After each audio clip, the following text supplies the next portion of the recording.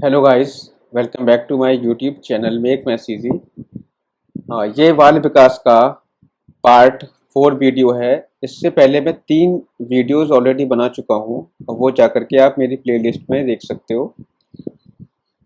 तो आज हम इस वीडियो में, पिछले वीडियो में हमने जो बात करी थी वो बुद्धि के सिद्धांतों के बारे में बात कर रहे थे, और उसमें हम बुद्धि का एक कारक सिद्धांत और द्वि कारक सिद्धांत ऑलरेडी पढ़ चुके थे। आज हम इस वीडियो में पढ़ेंगे प्राथमिक मानसिक योग्यताओं का सिद्धांत। ये भी बुद्धि का एक सिद्धांत है। इसके जो प्रतिपादक हैं इसके थर्स्टन इसके प्रतिपादक हैं, और इसको हम समूह कारक सिद्धांत भी कहते हैं। ठीक है, तो थर्स्टन ने क्या किया था? थर्स्टन ने सन 1938 में स्पीयरमैन एवं थॉर्नडाइक के दोनों सिद्धांतों के मध्य की स्थितियों से आगे समूह कारक की अवधारणा को बनाया था। मतलब इन्होंने क्या किया था, जो स्पीयरमैन थे और थॉर्नडाइक थे, इन दोनों के सिद्धांतों की जो मध्य स्थिति, मतलब इनके बीच का जो पोर्शन था, उन दोनों को मतलब थोड़ा सा इन्होंने स्पीयरमैन की बात को माना, थोड़ी सी बात को कंसीडर किया थॉर्नडाइक की। इन दोनों को मिला करके एक बीच वाली स्थिति की अवधारणा पर जोर दिया, जिसमें इन्होंने क्या बताया, जो बुद्धि होती है वो हमारी 7 प्रकार की प्राथमिक योग्यता का गुच्छ होती है। मतलब हमारी बुद्धि में 7 प्रकार की प्राथमिक योग्यताएं पाई जाती हैं। तो कौन कौन सी 7 प्रकार की प्राथमिक योग्यताएं हैं? बेसिकली जो थर्स्टन थे उन्होंने 7 प्रकार की प्राथमिक योग्यताओं को पीएमए कहा है, प्राइमरी मेंटल एबिलिटीज। ठीक है, तो कौन कौन सी हैं तो हम उसके बारे में बात कर लेते हैं। तो आपको पहले दिख रही होगी वाचिक बोध।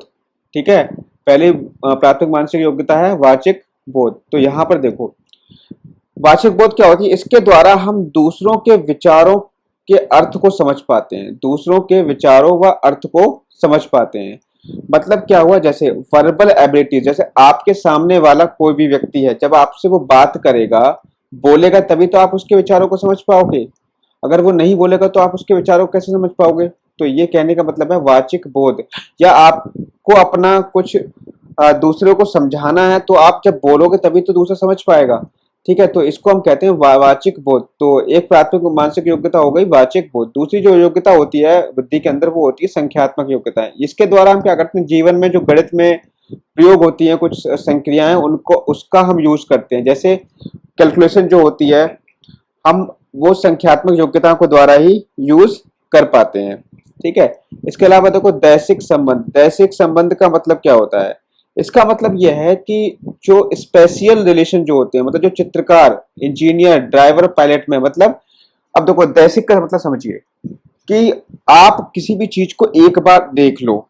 ठीक है, देख करके आप क्या करोगे, उसका माइंड मैप बना लोगे अपने माइंड में, और अगर उस माइंड मैप को आप काफी टाइम तक याद कर पा रहे हो तो इसका मतलब यह है कि आपकी जो दैशिक बुद्धि है वो बहुत अच्छी है। जैसे आपने देखा होगा चित्रकार जो होते हैं, चित्रकार से आप ये कहो कि आप जो है जवाहरलाल नेहरू का चित्र बनाओ, तो वो क्या करेंगे, बिना देखे जवाहरलाल नेहरू का चित्र बना देंगे।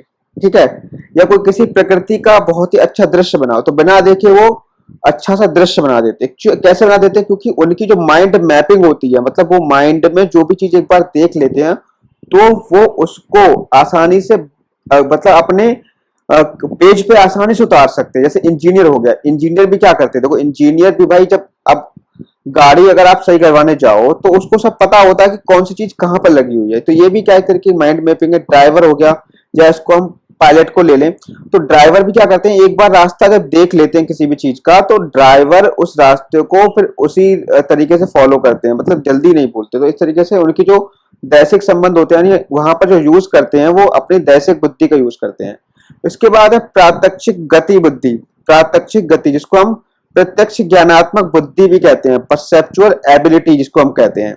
तो यहाँ पर क्या होता है, किसी भी वस्तु की धारणा को समझना, किसी भी वस्तु की धारणा को समझना। जैसे फॉर एग्जाम्पल मान लीजिए कि कोई भी वस्तु है, वो आपके किस तरीके से, आपके लिए किस तरीके से उपयोगी है, वो कैसे इस मतलब उसको कैसे बनाया गया है, और इस वस्तु को हम अपने लिए किस तरीके से उपयोग में ला सकते हैं। तो ये क्या है, उस वस्तु की प्रति आपका जो कंसेप्ट है वो किस प्रकार का है, तो वो हम किससे डेवलप करते हैं, प्रात्यक्षिक बुद्धि से डेवलप करते हैं। ठीक है, इसके अलावा दूसरा जो है वो है शब्द प्रवाह। इसके अंतर्गत शब्दों का प्रवाह बोलने में लचीलापन आता है। मतलब ये बुद्धि जो होती है आपके अंदर जो शब्दों का भंडार है उसको बढ़ाती है। ठीक है, इसके अलावा फिर 6 है स्मृति। ये चीज ध्यान रखना, बस आप इन सब चीजों को ध्यान रख लो, बस 7 पॉइंट में ध्यान रख लो। वाचिक बोध, संख्यात्मक योग्यताएं, दैशिक संबंध, प्रात्यक्षिक गति, शब्द प्रवाह, स्मृति।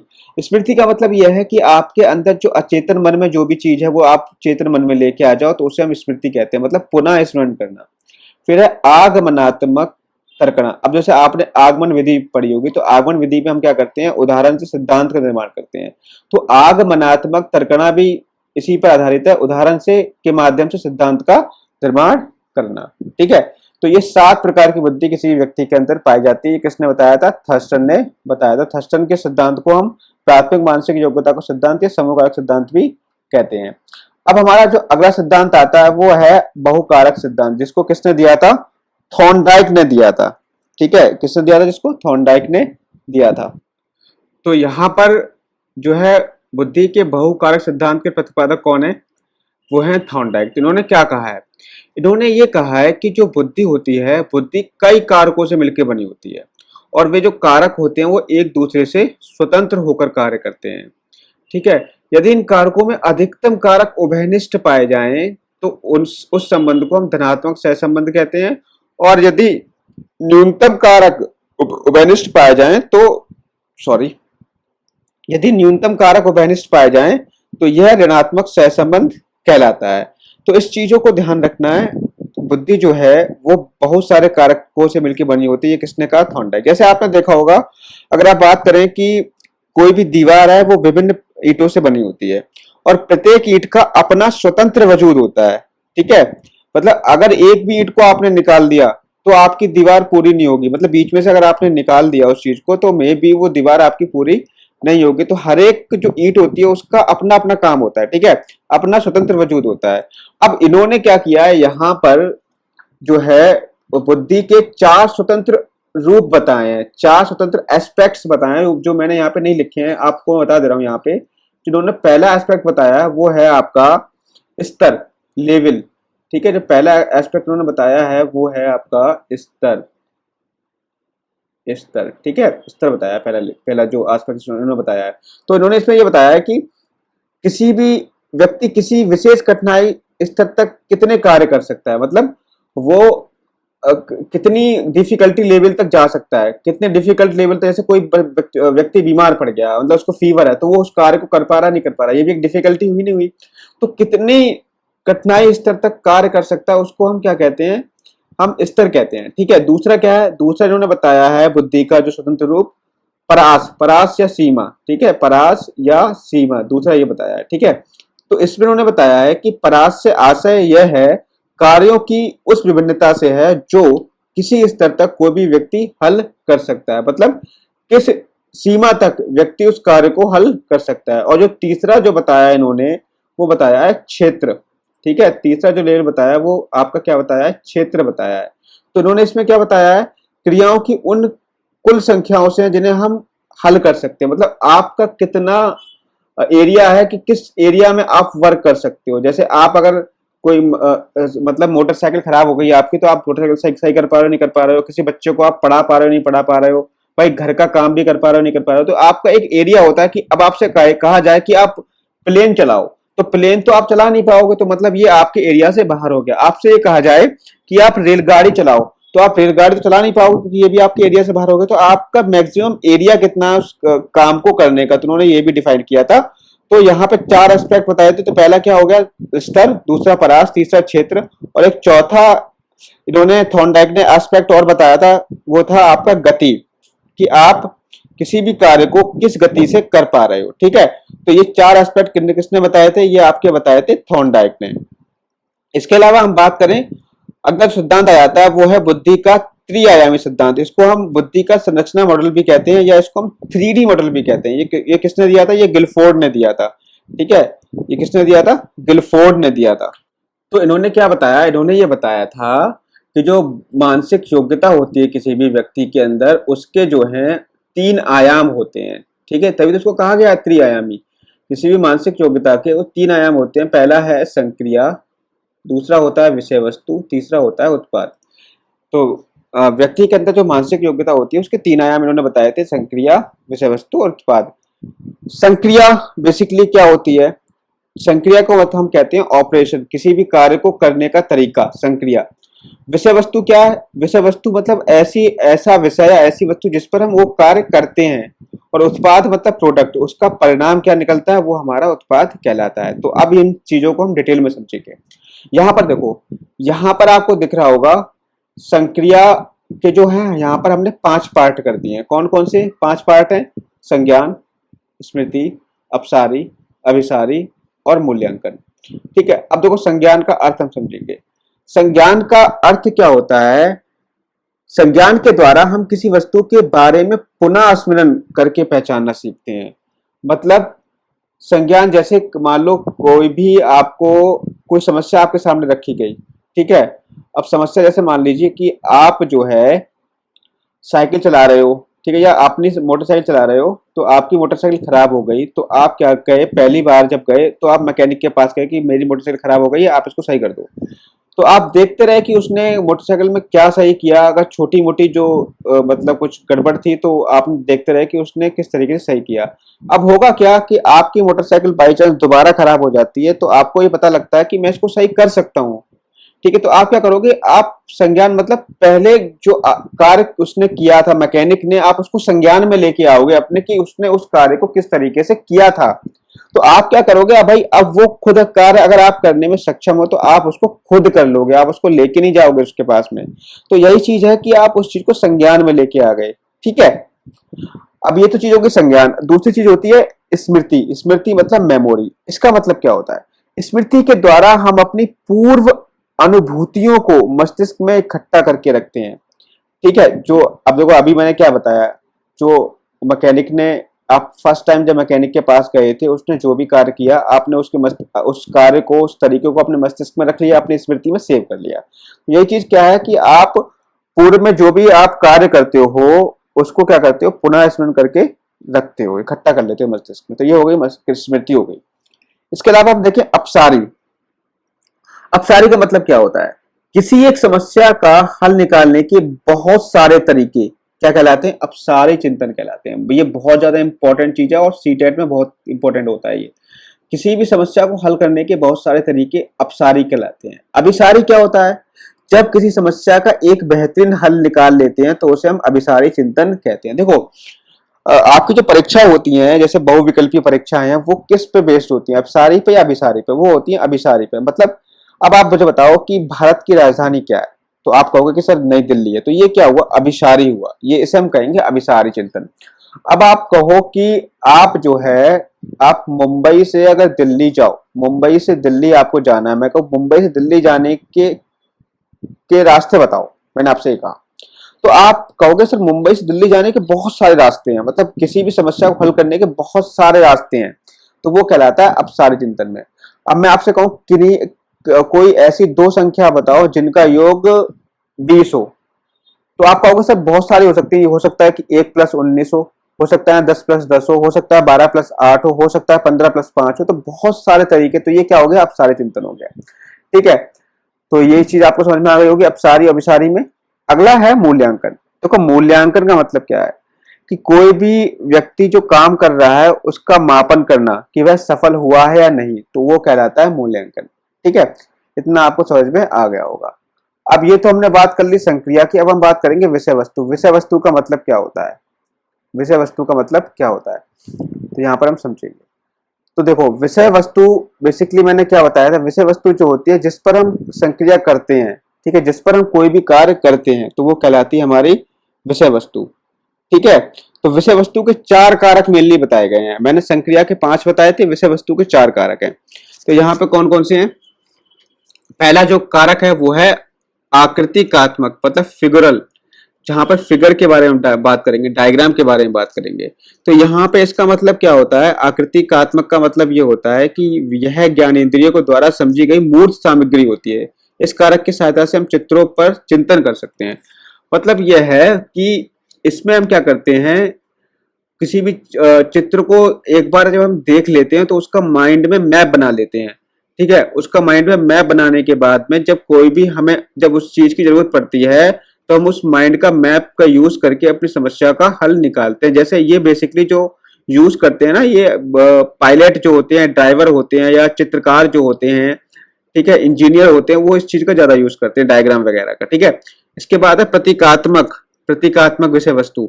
तो प्रतीकात्मक में क्या होता है, इस कारक के द्वारा हम किसी चीज के सूचक को पहचानना सीखते हैं।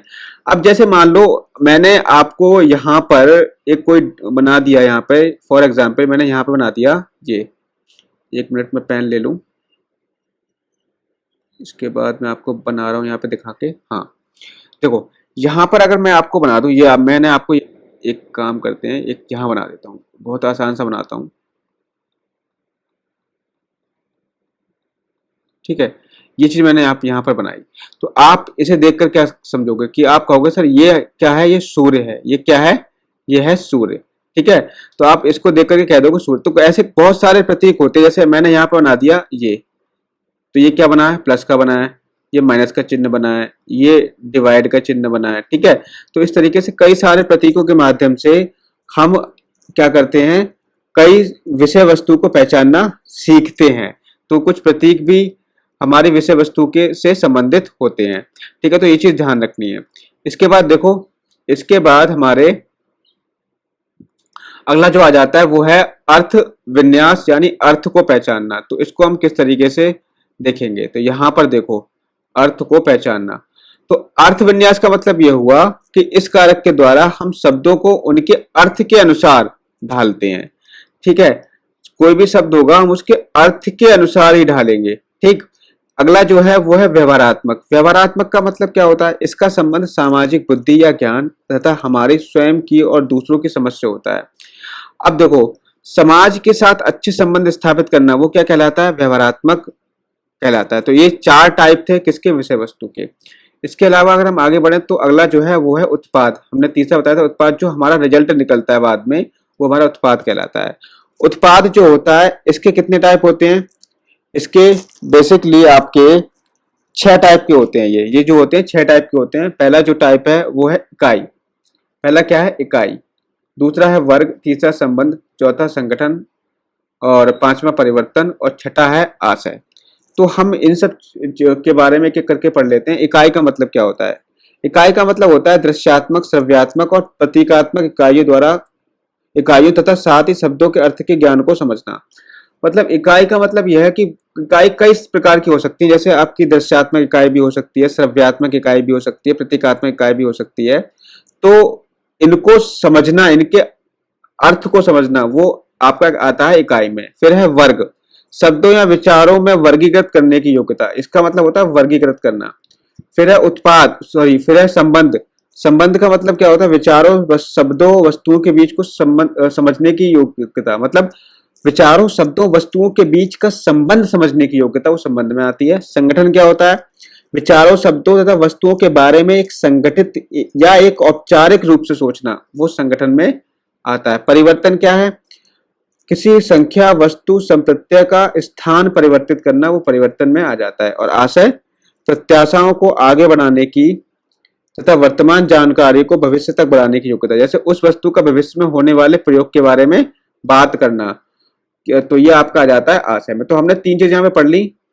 जो 3 चीजें होती हैं बुद्धि के त्रि-आयाम सिद्धांत में, संक्रिया, विषय वस्तु, उत्पाद, और प्रत्येक के हमने टाइप की बात कर ली। तो यहाँ पे हमने देखो, यहाँ पे हमने प्रत्येक के कितने टाइप बताए थे, हमने संक्रिया के 6 टाइप बताए थे, सॉरी संक्रिया के 5 बताए थे। तो 5 संक्रिया के हो गए, गुणा आपके विषय वस्तु कितने हो गए, विषय वस्तु के हो गए आपके 4 गुणा, और आपके उत्पाद के कितने हो गए, उत्पाद के आपके हो गए 6। तो अगर आप इन सबको गुणा करोगे तो आपका टोटल जो आएगा वो 120 आएगा। ठीक है, गुणा करके देख लो तो कितने वर्ग होंगे, 120 वर्ग होंगे यहाँ पर। ठीक है, तो ये चीज जो है यहाँ पर आपको चीज ध्यान रखना है कि बुद्धि के जो खंड हुए वो कितने हुए, 120 हुए। मतलब त्रिआयामी का मतलब ये हुआ, इन्होंने क्या किया, एक जो घन था ना, घनाभ था, घनाभ से तुलना कर ली, तो उसके जैसे 3 आयाम होते हैं घनाभ के, तो जैसे लंबाई होती, चौड़ाई होती, ऊंचाई होती, तो 3 आयाम उन्होंने डिफाइन कर लिए, 3 आयाम उन्होंने बना लिए। तो इन्होंने जो है किसी एक लंबाई को मान लिया इन्होंने संक्रिया, और चौड़ाई को इन्होंने मान लिया विषय वस्तु, और ऊंचाई को मान लिया उत्पाद। तो इस तरीके से इसमें जो पार्ट इसके होंगे तो इसके बहुत सारे पार्ट हो जाएंगे, ठीक है। तो इसके कितने पार्ट होंगे, 120 पार्ट होंगे, यानी इसमें इसके इनके अनुसार बुद्धि के कितने खंड होते हैं, बुद्धि के 120 खंड होते हैं। तो ये चीज आपको ध्यान रखना है। तो यहाँ पर ये चीज बात हो गई हमारी बुद्धि के त्रिआयामी सिद्धांत के बारे में। अगला जो सिद्धांत आता है वो है बुद्धि का बहुआयामी सिद्धांत। बुद्धि का बहुआयामी सिद्धांत को हम बहुबुद्धि सिद्धांत या 7 बुद्धि सिद्धांत भी कहते हैं।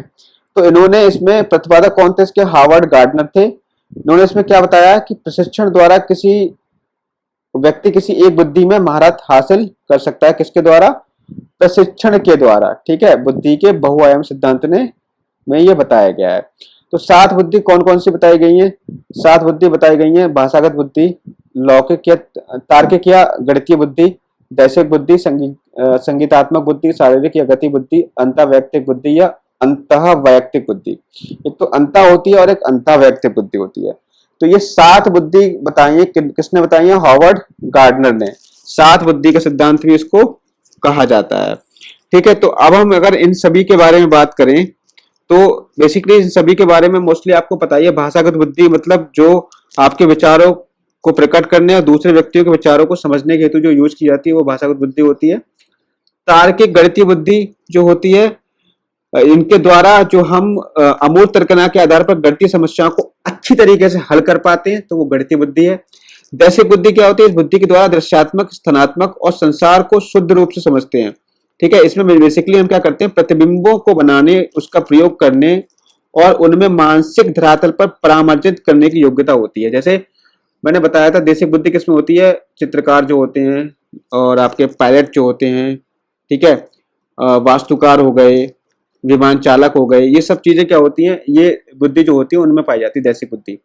फिर है संगीतात्मक बुद्धि। संगीतात्मक बुद्धि जो बेसिकली होती है वो आपको ऐसे व्यक्ति जो ध्वनियों तथा ध्वनियों की नई अभिरचनाओं के प्रति अधिक संवेदनशील होते हैं, जैसे इसमें संगीतकार, रचयिता या गायक वगैरह आते हैं। शारीरिक व गतिक बुद्धि, ये एक तरीके से कहने का मतलब यह है, सिंपल सा आप समझो इस चीज को। शारीरिक व गति बुद्धि क्या होती है, शारीरिक गति बुद्धि का मतलब ये होता है कि आप अपने शरीर का प्रयोग करके कौन कौन सी समस्याओं को हल कर पा रहे हैं, वो आपकी शारीरिक व गति बुद्धि में आती है। फिर एक है अंतःवैयक्तिक बुद्धि, इसको हम कहते हैं इंटरपर्सनल इंटेलिजेंस। इस योग्यता में मनुष्य दूसरे व्यक्तियों की अभिप्रेरणाओं, उद्देश्यों, भावनाओं तथा व्यवहारों को समझते हुए उनके साथ मधुर संबंध बनाता है। तो इसमें क्या होता है, ये इसमें जो व्यक्ति होता है वो दूसरे व्यक्ति की भावनाओं को समझते हुए उनसे अच्छे संबंध बनाने की कोशिश करता है, तो वो हमारा है अंतःवैयक्तिक बुद्धि में। एक अंतःवैयक्तिक बुद्धि, अंतःवैयक्तिक मतलब होता है इंट्रापर्सनल, मतलब अपने ही बारे में सोचना। अंता का मतलब जो 6 नंबर पे है उसका मतलब है कि दूसरों के बारे में सोचना। अंता 7 नंबर पे उसका मतलब है केवल अपने ही बारे में सोचना। तो यहाँ पर क्या होता है, इस योग्यता में मनुष्य दूसरे व्यक्तियों, सॉरी, इसमें क्या होता है, व्यक्ति को केवल अपनी शक्ति व कमजोरियों का ज्ञान होता है, ठीक है। इस ज्ञान को वह सामाजिक अंतःक्रिया में प्रयोग करके दूसरों के साथ मधुर संबंध बनाता है। अपनी कमजोरियों का ज्ञान होना, अपनी शक्तियों का ज्ञान होना, वो आता है अंतःवैयक्तिक बुद्धि में, ठीक है। तो इस तरीके से मैंने आप सभी को बता ही दिया, यहाँ पे एक एक पॉइंट करके आप देख ही सकते हो, ठीक। तो आप ये चीज समझ गए होंगे। अब हमारा जो अगला सिद्धांत आएगा वो है आपका तरल एवं ठोस बुद्धि का सिद्धांत। ये हम अगले वीडियो में पढ़ेंगे। आज की वीडियो में सिर्फ इतना ही रखते हैं, मिलेंगे नेक्स्ट वीडियो में। अगर वीडियो अच्छा लगा हो तो लाइक और सब्सक्राइब जरूर कर देना। Thank you, have a nice day.